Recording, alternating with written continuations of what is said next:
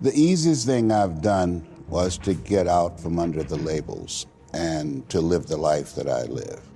The most difficult thing I've ever done was to believe that I can do it. The difference is that when you don't know what's impacting you, and it's something that's holding you down and you're not aware of it.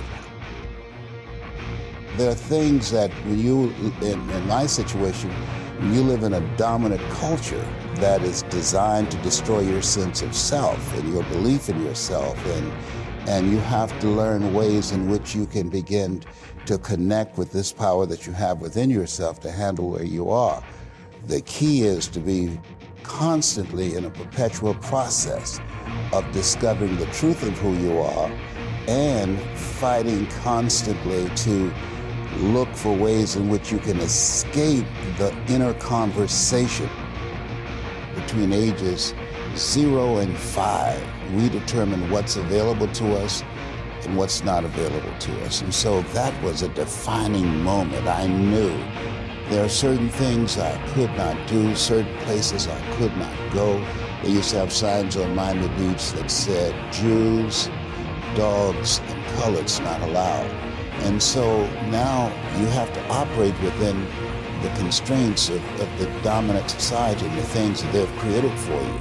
And it's a challenge to see yourself beyond that and to work to get outside of that even after those laws have changed, because that has become so much a part of you, you unconsciously operate within the parameters of what has been put in place. Like you're driving on the expressway, the 405, and you'll get off on an exit that you weren't going in that direction, but you unconsciously did it because you've done it so many times that many people, because they're not making a conscious, deliberate, determined effort to think outside of what life has thrown at them, they end up doing the same thing over and over and over again. Einstein said that thinking that has brought me this far has created some problems that this thinking can't solve. And so through relationships, through reading, through studies, through goals and dreams beyond your comfort zone, it allows you to begin to live out of your imagination as opposed to out of your history. Disney said, the imagination is a preview of what's to come.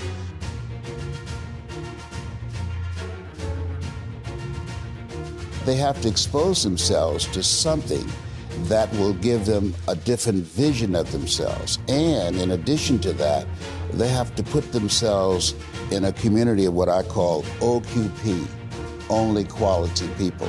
A gentleman who dramatically transformed my life. I was a junior at Booker T. Washington High School in Miami, Florida, and I went in his class looking for another friend, and he said, go to the board and work this problem out for me. I said, sir, I can't do that. He said, why not? I said, I'm not one of your students. He said, do it anyhow. And the other kids started laughing, saying, he's Leslie, he's DT. And he said, what's DT? His brother is smart, but he's the dumb twin. And I said, I am, sir. He came from behind his desk and he pointed at me and said, don't you ever say that again. Someone's opinion of you does not have to become your reality. And he taught me 3 things. He said, if you want to become successful in life, young man, he said, number 1, you got to change your mindset. He said, you don't get in life what you want, you get in life what you are. Number 2, practice OQP, only quality people. You earn within $2,000 to $3,000 of your closest friends. I found that out. I left all my broke friends. I said, y'all got to go. Because I used to be so broke, I passed the bank and tripped the alarm, you know? And the 3rd thing he said, develop your communication skills, because once you open your mouth, you tell the world who you are.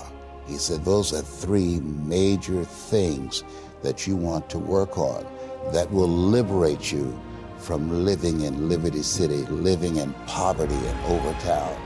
It will help to escape out of where you are right now, because I see you watching me and I know you want more. I can see the hunger in your eyes.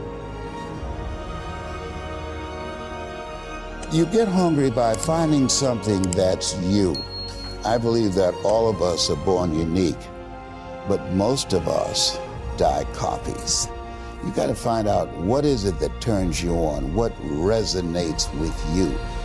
One of the things that I realized and what allowed me to become successful as a speaker, the speaking industry, it's been hijacked by people who speak to sell, and it's okay to do that and make money. I speak to change lives because somebody spoke and changed my life. So this is my passion. This is my drive. This is something that I feel in my heart. And so the key to that hunger-driven life is a heart-centered life. I didn't do what I'm doing for years because of my programming, because of the culture in which I was raised in. I would see other people with degrees and PhDs and MBAs and credentials I don't have, and I convinced myself I couldn't do it. But Mr. Washington, on that day, we became friends, and he taught me not only someone's opinion of you does not have to determine your reality. He said that you have to work on yourself and you have to have an unstoppable attitude, and no excuse is acceptable, and you've got to make it a priority, a non-negotiable in your life, and hold a constant vision of what it is you want to achieve. See it accomplished and go all out. Find a way to win in spite of the setbacks, in spite of the disappointments, in spite of your failures. I tell people when I'm giving presentations, you will fail your way to success. I have a saying, is life knocks you down, try and land on your back, because if you can look up, you can get up. And so those experiences of going after goals that's beyond your comfort zone, and having relationships that will challenge you, and surrounding yourself with coaches and mentors who can take you to a place within yourself that you can't go by yourself because you can't read the label when you're locked in the box.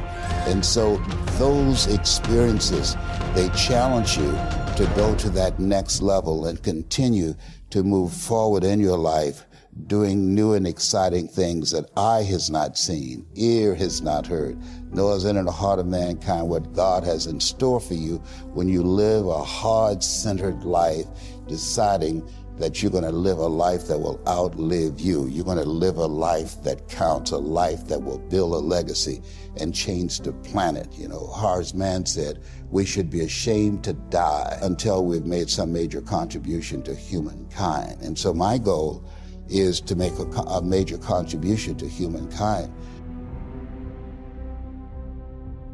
Every day when I get up, my mindset is, what is it that I can do to touch and impact somebody's life today? What is it? What does that look like? Don't live the life that has been given you by their circumstances, by the people that's around you. That Sidney Poitier wrote a book called The Measure of a Man. And he said, when you go for a walk with someone, something happens without being spoken.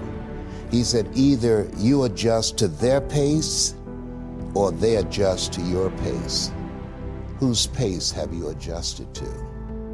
And so there are things that we pick up and we think that they're our choices, but they're the choices that we've been programmed by life to do. When we leave our homes in the morning, we're bombarded with over 6,000 advertising hits through Facebook, through Twitter, through Instagram, through television, through our phones and through our communities, and through the computers. And so all of these things are impacting us every day. So if you don't have a program for your mind, then your mind is going to be programmed, and you'll find yourself doing things that you did not know, and that they affected you, that they, through marketing techniques and strategies, that they will create a thirst within you. I came up in an era that said if you built the best mousetrap, the world would be the path to your door. But if you know marketing, people will sleep outside your store to buy a telephone they've never touched or seen.